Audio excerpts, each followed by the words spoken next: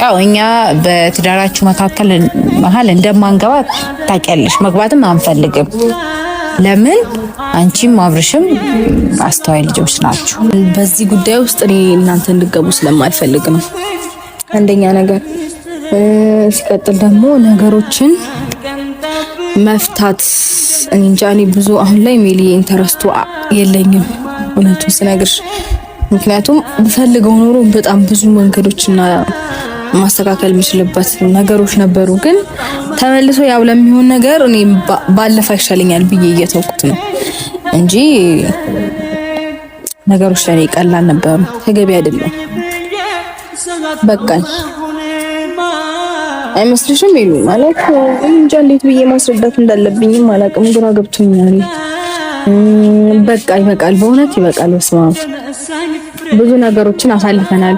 ብዙ ነገሮችን እንትን ብለናል። እስከዛሬ ድረስም እኔ እናንተ እንዳትገቡ እያልኩኝ በራሴ መንገድ ነገሮችን ሶልቭ ሳረግ ቆይቻለሁ። ማለፍ ያለብኝ ነገር ታግዬ ማለፍ ካለብኝ እስከ ጥግ ብቻ ታግዬ ማለፍ አለብኝ ብዬ ካመንኩኝ ታግዬ ማለፍ ነው የምፈልገው እንጂ የሆነ ሰው አስገብቼ ከዛ የሆነ ነገር ቢፈጠር አንተ እንደዚህ ብለህ ነበር ማለት አልፈልግም። እስከ ጥግ ድረስ ራሴ ሄጄበት የሚመጣውን ውጤት ወይም የሚመጣውን ነገር መጋፈጥ ነው የሚያስደስተኝና እነሱን እንደዚህ አይነት ጉዳይ ውስጥ መክተት አልፈልግም። እናንተም በምንም አይነት ሁኔታ የምትወቀሱበት ስማችሁ የሚነሳበት ቅንጣት አይነት ምክንያት አይኖርም። በሱም በኩል እንደዛው። ስለዚህ የኔም የሱም ፋሚሊዎች እንደዚህ አይነት ነገር ውስጥ ስማቸው ሊነሳም ሊወቀሱ በጭራሽ አይገባም። ሰላም ውድና የተከበራችሁ ፋሚሊዎቻችን እንዴት ናችሁ? ያ በጣም ደህና ነን፣ እግዚአብሔር ይመስገን። እናንተም በየላችሁ በሰላም እንደሆናችሁ ተስፋ እናደርጋለን። ሁሉ ሰላም ነው ወይ? ዛሬ እንግዲህ መጣሁትኝ ብዙዎቻችሁ እየተናገራችሁ ነው። ብዙዎቻችሁ በውስጥ እያወራችሁኝ ያላችሁ ስልክም እየደወላችሁ ቴክስትም እያረጋችሁ ለምንድነው ማታወሩት? እየተፈጠረ ያለው ነገር ምንድነው? ቤት ውስጥ ይሄን አክል በዚህ ደረጃ ያው ፋሚሊ አለ። ፋሚሊ ያለ እንዴት እንደዚህ ይሆናል? በር ድረስ ተገብቶ ግቢ ድረስ ተገብቶ እንደዚህ ለምን ይፈጠራል? ምን ሆናችሁ ነው እያላችሁ ያላችሁ በጣም ብዙ ልጆች አላችሁ። ያው እናንተ ከመልካም አስተሳሰብ ነው መልካም አስተሳሰብ ስላላችሁ ነው እናውቃለን። ነገር ግን እኛም እየመለስ ነው ያለው መልስ አለ። ያው በትዳር መካከል እንደኛ ሐሳብ እኔ ከመጀመሪያም ጀምሮ እያልኳችሁ ነው። በትዳር መካከል ማንም መግባት የለበትም። ባለትዳሮች የሆነ ሰንበዲ ሲገባ በመሃል ነገሮችን ያባብሳል እንጂ ምንም የሚፈጥረውም ነገር የለም ብለን ስለምናስብ ነው እኛ ፋሚሊ እንጂ ወይ እናት አባት ወይ ወንድም መግባት አቅቶት አይደለም። ሁለቱ ትልልቅ ናቸው። ስለዚህ ነገሮቻቸው ለነሱ እንተው በሚል ነው ዝም ያልነው። ግን ደግሞ ያሁኑ ሳለ እያያችሁ ነው። ማንም በማይኖርበት ሰዓት እየተጠበቀ እየተገባ ግቢ ሲረበሽ ቤት ሲረበሽ እያያችሁ ነውና እያያችሁ እየታዘባችሁ ተናገሩ። ብዙ ልጆች አላችሁ። ያው ደከናችሁ ለምን አትፈቱም ምናምን ብትሉ በውስጥ አስታርቂያቸው ብዙ ልጆች አላችሁ ምትሉ። ግን ሌላው እኔ ብዙዎቹን አያገባችሁም። ነገሮቻቸውን ለነሱ ችግሮቻቸውን ለነሱ ተውላቸው እያልኩኝ ነው እየመለስኩ ያለሁት። ስለዚህ ያንን ነገር እኔ ለነዛ ሰዎች ስል እኔም በነሩታ ትዳር ጣልቃ መግባት ስለማልፈልግ ነው። ለናንተም ለጓደኞቼም ለአብርሽም ጓደኞች ለሩታም እንደዛ እያልኩ ያለሁት ተውላቸው፣ በቃ ችግራቸውን ተውላቸው። እነሱ ተነጋግረው መፍታት ይችላሉ። ተነጋግረው መፍታት ስለሚችሉ ነው እኛ ዝም ይመናል። እስካሁንም ድረስ ምንም ያልተናገርነው ምንም ያላልነው ልጆቹ አስተዋይ ናቸው። አብርሽም ሩታም ተነጋግረው ችግራቸው መፍታት የሚችሉ ልጆች ስለሆንን ነው ጣልቃ ያልገባ ነው። ስለዚህ ዛሬም ነገ የምንናገረው ነገር ቢኖር እኛ ማናችንም ጣልቃ አልገባም። ግን ደግሞ ያ ማለት ግቢ ሲነካ ቤተሰብ ሲባል ይከብዳል። ያው የክብር ጉዳይ ስለሆነ ማለት ነው። ስለዚህ የግድ ዛሬ አንድ በቃ ለኦዲየንስም ጭምር ምን ላረግ ነው የመጣሁት መሰላችሁ? ዛሬ በእናንተ ፊት ማለት ነው። ሩቴ በራሷ ችግሯን ምትፈታ ልጅ ናት። የማንም እርዳታ የማንም እገዛ የሚያስፈልጋት ልጅ አይደለች። ከዚህ በፊትም ብዙ ችግሮችን ብዙ መከራዎችን ተጋፍጣ ያለፈች ልጅ ናት። እኔ ለእናንተ አልነግራችሁ መቼስ ታቋታላችሁ።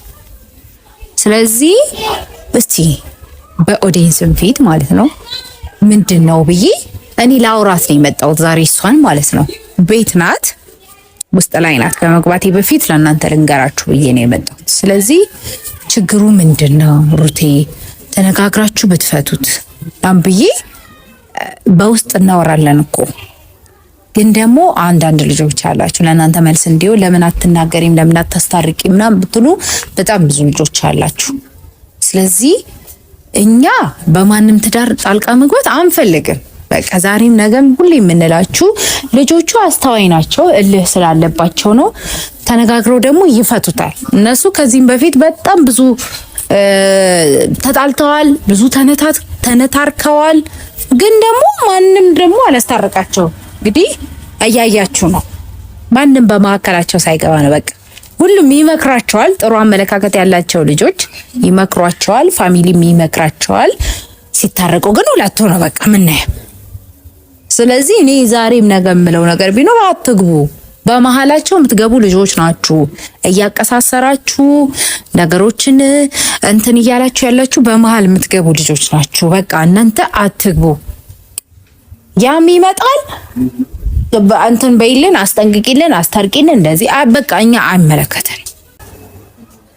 ስለዚህ እናንተ ማስተዋል የለባችሁ አንዳንድ ልጆች አላችሁ በመሃል ገብታችሁ ይፋቱ እንትን ይበሉ የምትሉ ልጆች ነገ ለእናንተም ትዝብት እንዳይሆን። እነዚህ ልጆች መታረቃቸው አይቀርም። እነሱ ግን ሲታረቁ ዳር የምትቀሩት እናንተ ናችሁ።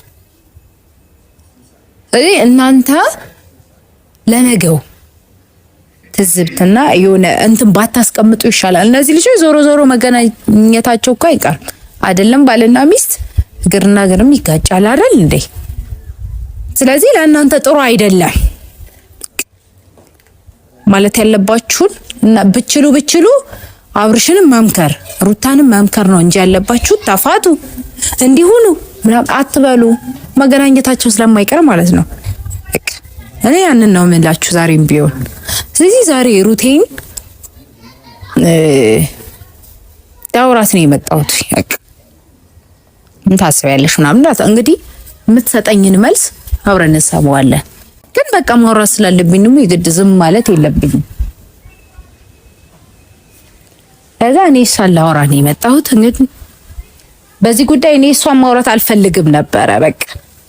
ግን ደግሞ ፕላስ የጠብቀው እኛ አሁን መግባት አቅቶን አይደለም ነግሬያችኋለሁ። በእነሱ ችግሮች መሃል መግባት ማነጋገር አቅቶን ሳይሆን ችግራቸውን ለነሱ መተው ስለፈለግን ብቻ ነው እኛ ማንናገረው እኛ ማንገባው። አባት እናት አለ እህት አለ ወንድም አለ። ጣልቃ ግን መግባት አንፈልግም።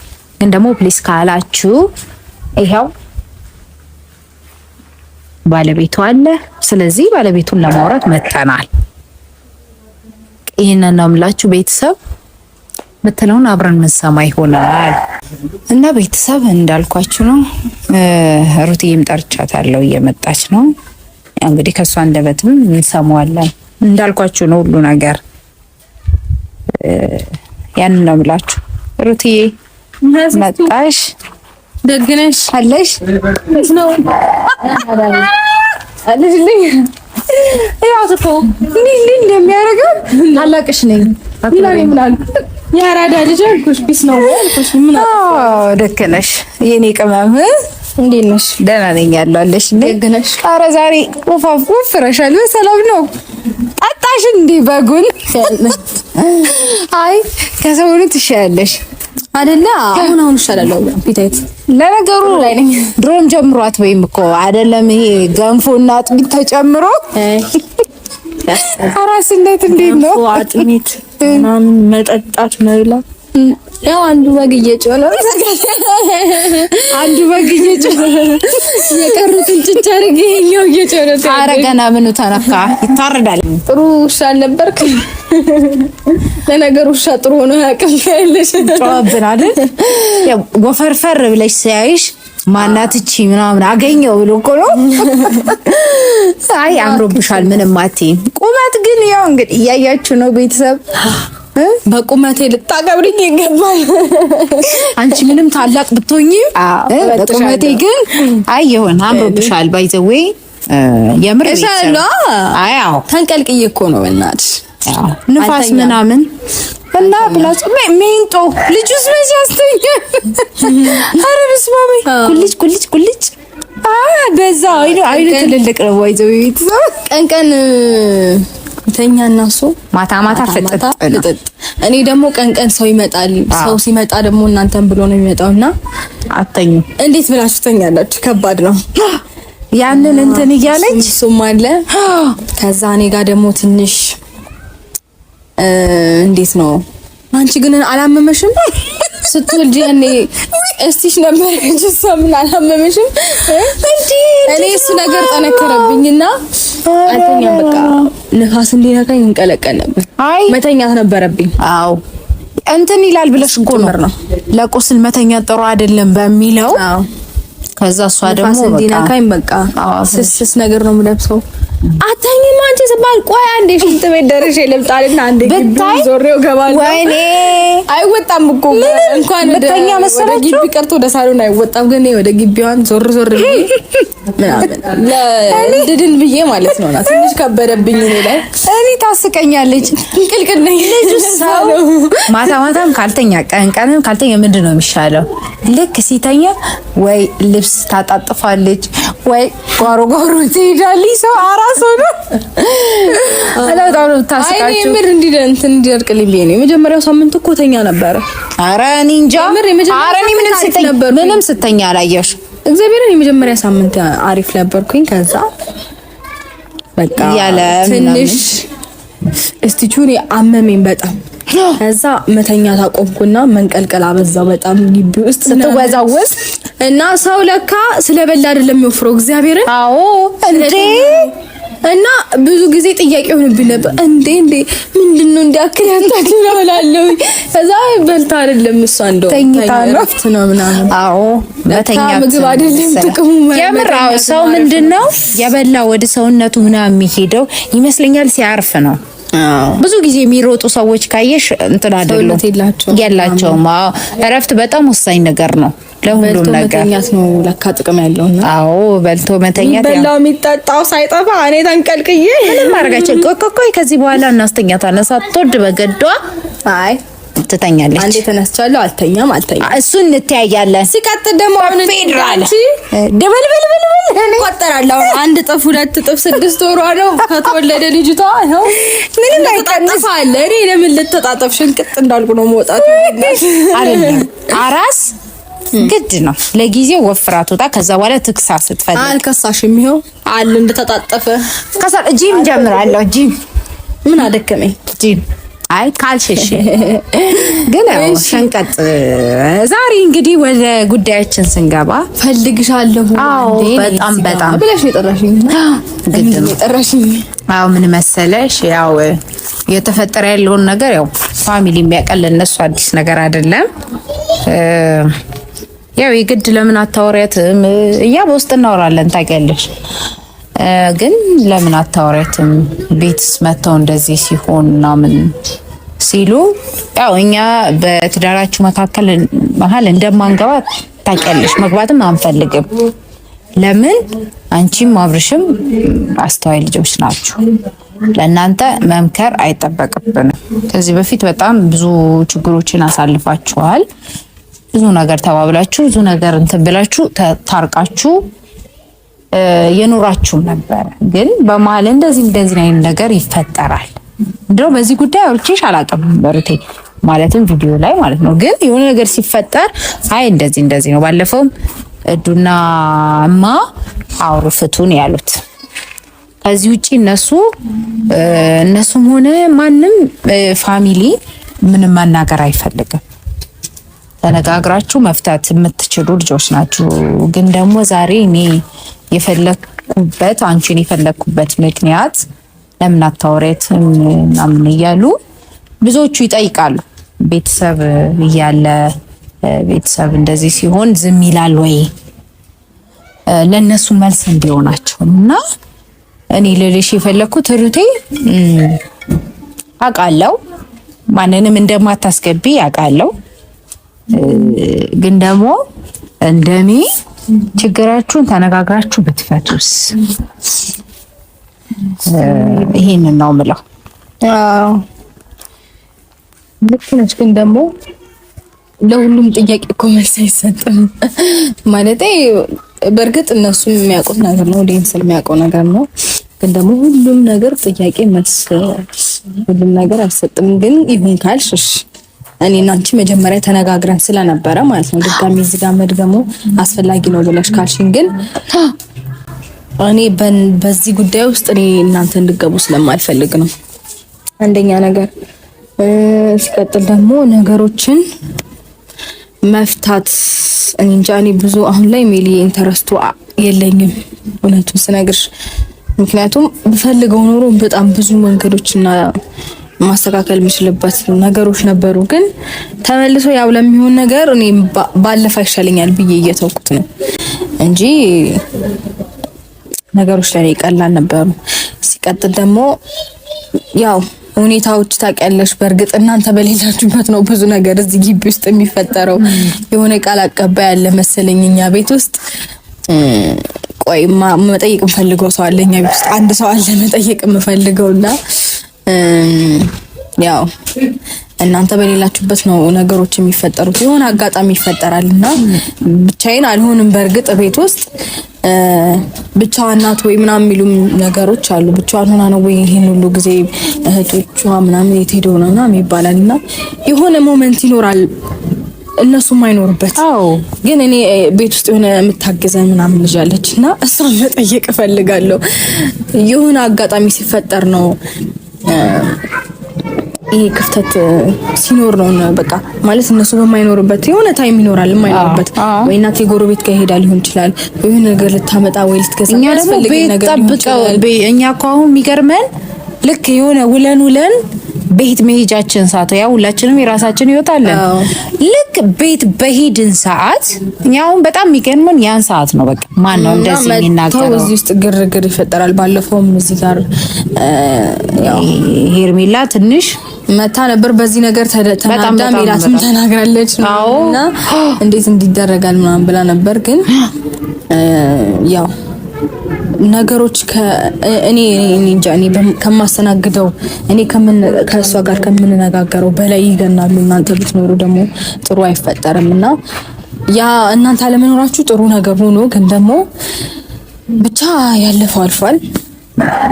አንድ ነገር ማለቱ አሁን ላይ ተገቢ ነው ብዬ አላስብም። ግን ምን አለ መሰለሽ ሩቲ መልስ ማግኘት አለባቸው። እንደዚህ ያስጨነቀውኛል ብለሽ ካልሽ እኔና እዚህ ጉዳይ ውስጥ እንዲገባ አልፈልግም። በቃ ማለት ተገቢ አይደለም። በቃ